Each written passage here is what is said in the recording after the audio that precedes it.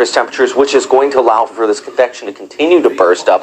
The shear, with the shear line just off towards the north, it's staying off towards the north. That's with the Amihan, or the northeast monsoon, and thus, if this just remains removed from that shear, it's still going to continue to strengthen, and you can just see here, let's walk this through step by step as we go ahead into Tuesday, already up to 65 kilometers per hour. Then we scoot ahead. It's a tropical storm pushing off towards the west, becoming a typhoon prior to landfall here, with winds of 150 kilometers per hour sustained as it moves there into northeastern Mindanao around Surigao. Southern Leyte, you're going to have those winds wrapping around as well. This will be Thursday at 11 a.m.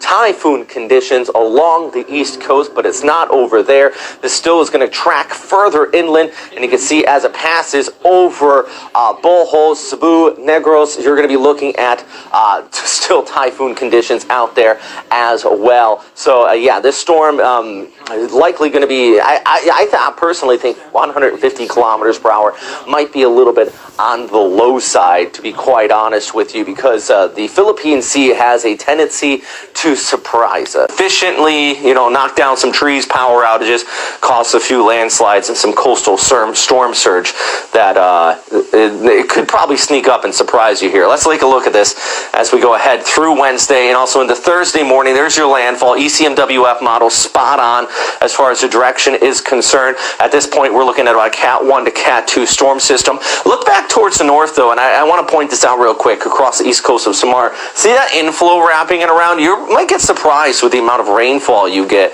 as this comes on shore. Same over there towards places like Iloilo. You're probably going to be looking at some of that inflow too. So just watch out for that too.